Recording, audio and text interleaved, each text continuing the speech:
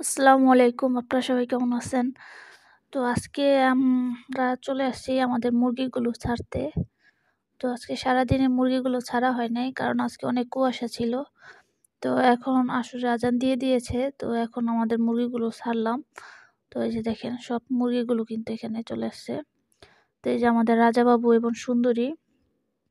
সুন্দরী কিন্তু আজকে ডিম পাড়ে নাই। তো সারাদিন বান্ধা ছিল কিন্তু এই যে সাদা কালো এই যে এই মুরগিটা আজকে ডিম পাড়ছে একটা। আর হচ্ছে এই যে ডেকি মুরগিগুলো কিন্তু কড়কড়াচ্ছে, এগুলো ডিম পারবে সামনে। আর এই যে কুচের মুরগিটা কিন্তু সারাদিন শুধু কুচে বসে থাকে। তো আপনারা অনেকে বলছিলেন যে চীনা হাঁসের ডিম এনে দিতে, কিন্তু চীনা হাঁসের ডিম এখানে পাওয়া যায় না। যার কারণে এখন চীনা হাঁসের ডিমও দিতে পারবো না। তো ওকে বাইরে ছেড়ে রাখি বেশিরভাগ। তো তখন হয়তো কুচ ছেড়ে দিবে। তো আজকে ছাড়া হয় নাই। আজকে অনেক প্রচুর শীত ছিল। আর এই শীতের সময় কিন্তু মুরগিগুলো অসুস্থ হয়ে যায়। তো তার জন্য আজকে ছাড়ি নাই। আর মুরগিকে সুস্থ রাখার জন্য আরেকটা ওষুধ আমরা ২-১ দিন পর, পর খাওয়াতে পারি। সেটা হচ্ছে মাইক্রোনিট। এই ওষুধটা খুবই ভালো কাজ করে। পানির সাথে মিশিয়ে খাওয়াতে হয়। এটা আমাদের মুরগিগুলোকে খাওয়াই, যখন ভুসি ওদের গুলিয়ে দেই, তখন ওই ওষুধটা আমরা একটু গুলিয়ে দেই। তো এতে করে মুরগিগুলো সুস্থ থাকে, প্রতিদিন খাই। যখন প্রতিদিন খাবার খায় তখন আমরা একটু, একটু দেই। আর এটা সপ্তাহের মধ্যে ২ বার দিলেই হয়ে যায়। এই যে দেখেন আমাদের এই যে গলা ছেলা মুরগিগুলো একটু ঠান্ডার সমস্যা বেশি হয়। কারণ ওদের গলার উপরে কোনো ফোর নাই বা লোম নাই। তখন ওদের ঠান্ডাটা বেশি লাগে। আর এটা আবহাওয়া দেখে মুরগি ছাড়তে হয়। তো তার জন্য আমরা একটু দেরি করে ছাড়ি। আর আমি তাছাড়া প্রতিদিনই মানে রোদ যখন উঠে যায় তখনই মুরগিগুলো বাইরে ছাড়ি। এতে করে মুরগিগুলো সুস্থ থাকে। তো এই যে দেখেন আমাদের কথাটা কিন্তু শিওর হতে চলেছে। কারণ আমাদের টাইগার মুরগিটাকে এই যে রাজাবাবু এবং হচ্ছে এই যে সুন্দরীর বোন আছে, তারপরে ধলা মিয়া আছে। তো ওই ধলা মিয়া কিন্তু ওর সাথে ওর ক্রসিং হয়েছিল বা হওয়ার চেষ্টা করেছিল। তো এ থেকে বোঝা যায় যে ওইটা কিন্তু একটা মুরগি হবে। তো দেখি এখন আমাদের রাজাবাবু কিন্তু চলে গেল। রাজাবাবু এখন বাইরে চলে যাবে। কিছুক্ষণ হাঁটাহাঁটি করার পরে আবার চলে আসবে। তো ওই যে দেখেন মুরগিগুলো এখানে ধান দিয়ে দিয়েছি। তো এই ধানগুলো কিন্তু মুরগি খাচ্ছিল। তো মুরগিতে কিন্তু মানে যখন শীত থাকে বেশি তখন কিন্তু ভিজা খাবারটা দিলে অতটা পছন্দ করে না আর খেতেও চায় না।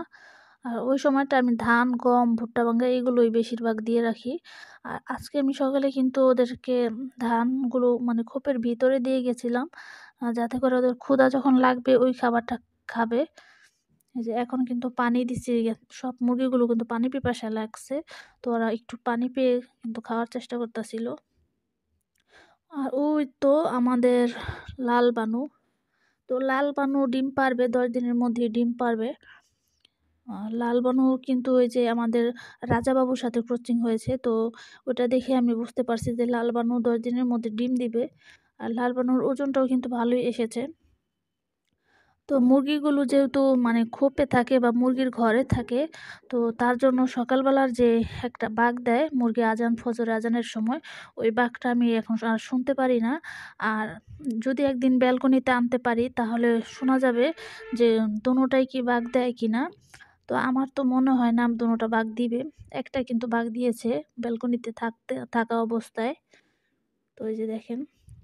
তো আপনারা অনেকেই আমাদের যে সুন্দরীর বোন, তো ওকে দেখতে চেয়েছিলেন। তো ওকেও দেখাবো আজকে এবং ধলা মিয়াকেও দেখানোর চেষ্টা করব। তো দেখেন এই যে তুলসী গাছের পাতাগুলো কিন্তু মুরগিতে ইচ্ছা করে খায়। আর এটা কিন্তু আমাদের এই যে টাইগার মুরগিগুলো, মোরগ মুরগিগুলোই খায়। আর তুলসী পাতা কিন্তু ঠান্ডার জন্য খুবই ভালো একটা কাজ করে। তো মুরগি দেখেন পুরা গাছের পাতাগুলো খেয়ে ফেলছে। তো এটা পুরা ভর্তি ছিল গাছের ভিতরে। তো এই যে দেখেন অন্য পাতাগুলো খায়, কলা পাতা খায়। মুরগি কিন্তু ডিম পাড়ার আগে অনেক পাতা খায়, পাতা পছন্দ করে। তো আমার যখন সময় হয় আমি ওদের জন্য ঘাস এনে দেই মাঝে, মাঝে। তো দেশি মুরগিগুলো ছেড়ে পালতে একটা বড় সুবিধা হচ্ছে যে ওদের খাদ্যটা মানে একটুখানি হলেও কম লাগে। কারণ যখন একটা মুরগি আমরা বেঁধে পালন করি তখন কিন্তু ওদের খাবার বারবারই দিতে হয়। যখন ওরা খাবার শেষ করে ফেলে তখন শুধু খাবার না পেলে ওরা অনেক চিল্লাফেলা করে। আর যখন আমরা দেশি মুরগিগুলো ছেড়ে পালি তখন কিন্তু ওরা বাইরে ঘোরাঘুরি করে এবং ওইখান থেকে বেশিরভাগ খাবারগুলো খেয়ে ফেলে।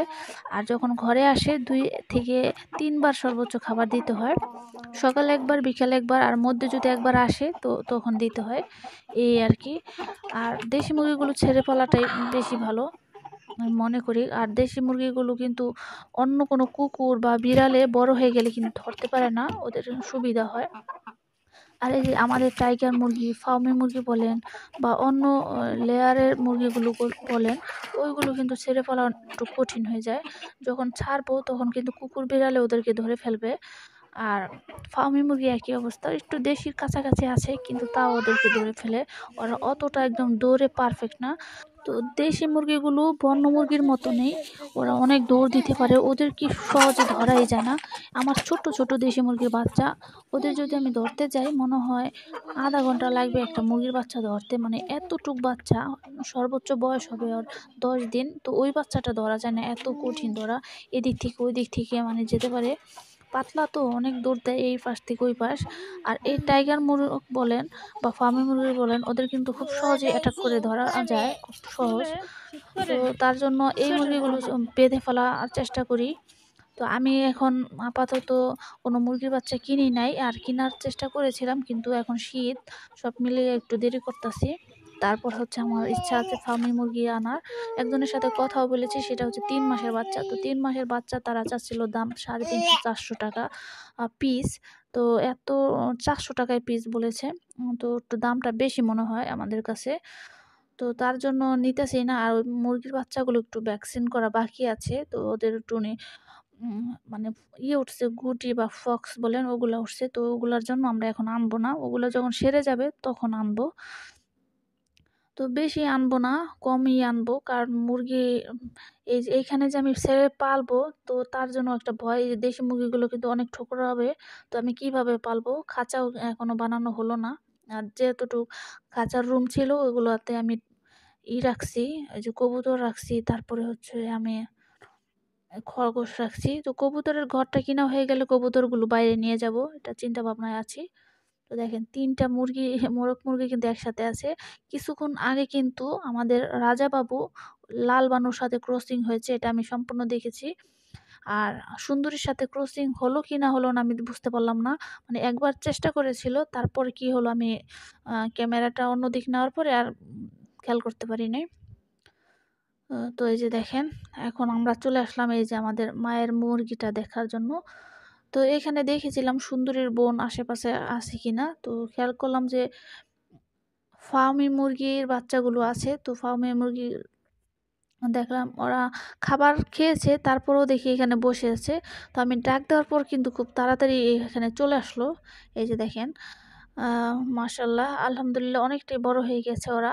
ওরা খুব ছোট ছিল। তো এই মুরগির বাচ্চাগুলোকে কিন্তু ওইরকম ফিড, তারপরে হচ্ছে ভুট্টা ভাঙ্গা, গম এগুলো খাওয়ানো হয় না।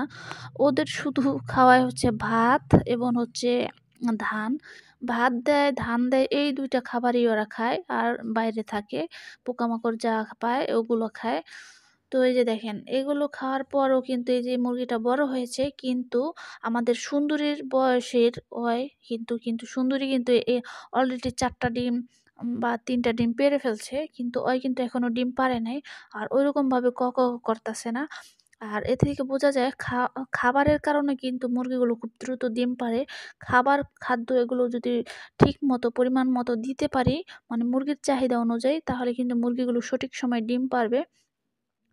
তো অনেকে আপনারা কিন্তু আমার ভিডিও দেখেন, যে আমার ভিডিওর মধ্যে কিন্তু কোয়েল পাখির ভিডিও আছে।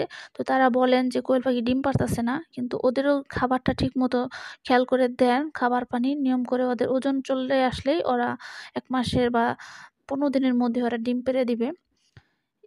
তো খাবারটাই হচ্ছে মেন। তো এই যে দেখেন, ওরা কিন্তু হাঁটাহাঁটি করতেছে এই জায়গাটায়, ওদের কিছু ধান দেওয়া হবে, তো ওগুলা দেখবেন খাবে। তো এই যে ফার্মে মুরগির বাচ্চা কিন্তু এখানে একটা মনে হয় মোরগ হবে, আরেকটা মনে হয় মুরগি হবে, সম্ভাবনা আছে। অনেকগুলো বাচ্চা ছিল। ফার্মের প্রায় 4টা ছিল, মারা গিয়েছে, অসুস্থ হয়ে গেছিল।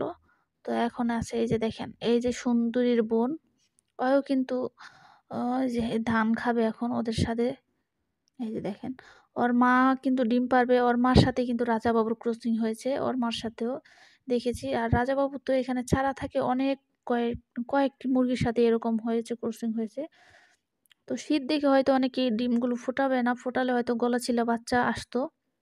এই যে দেখেন আমাদের ফার্মে মুরগির বাচ্চাগুলো মাশাআল্লাহ অনেক কিউট লাগতেছে বাচ্চাগুলো, কালো সাদা। তো এগুলো কিন্তু ভালো ডিম পারে, টানা অনেক দিন ডিম পারে, কিন্তু এগুলো কুচে বসে কিনা তা আমার জানা নাই। এই যে দেখেন ওরা খাবার খাচ্ছে, এখানে কি জানেন ধান আছে, তো চিটা চিটা হালকা ময়লা ময়লা ধান, ওই ধানগুলো দেওয়া হয়েছে।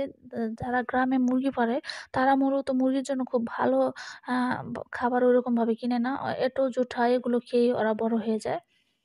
খুব কম খরচে ওদেরকে পালন করা হয়। তো আমি হয়তো মুরগির জন্য ভুসি, তারপর ভুট্টা ভাঙ্গা নানান ধরনের খাবার কিনলি। আমি হচ্ছে শখ করে পালি তো, তো তার জন্য মানে মায়া হয়, এটা খাওয়াই, ওটা খাওয়াই। আমার লাভ কিছুই হয় না। আমার শুধু খরচটাই বেশি হয়।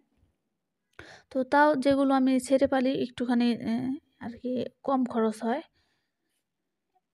এই যে দেখেন, এই যে সুন্দরীর বোন, অনেকেই দেখতে চেয়েছিলেন সুন্দরীর বোনকে, তো দেখালাম। এই যে দেখেন।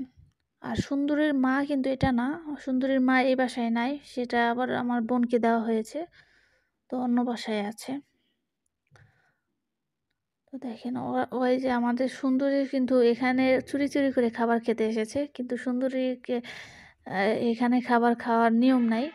মানে যার মুরগি তার বাসায় খাবে, তো তাও ওই কিন্তু চুরি চুরি করে খাবার খাচ্ছে। তো আমার কাছে যখন মুরগি আসে তখন আমি খাবার দেই, যে যার মন মতন খেয়ে খেয়ে যায়, আর আসে না। তো এখন আপনাদেরকে নিয়ে যাচ্ছি।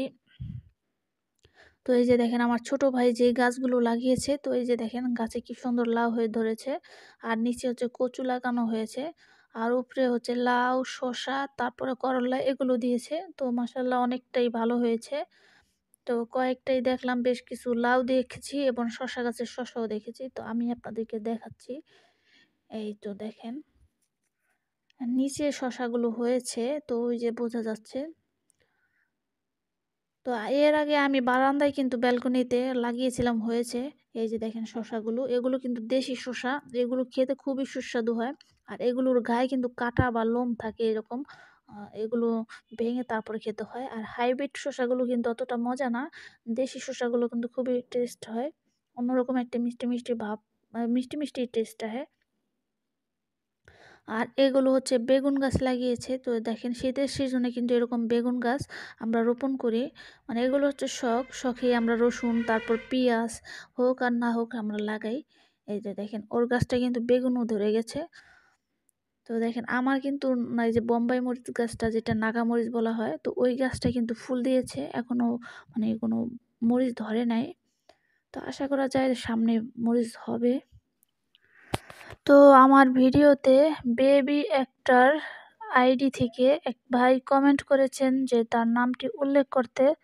তো বেবি অ্যাক্টর ভাইকে জানাই অসংখ্য ধন্যবাদ। তো আপনি আমার ভিডিওটি বেশি বেশি করে শেয়ার করবেন এবং আমার চ্যানেলটিকে সাবস্ক্রাইব করবেন। তো আজকের ভিডিও ছিল এই পর্যন্তই। আপনারা সবাই ভালো থাকবেন, সুস্থ থাকবেন। আসসালামু আলাইকুম।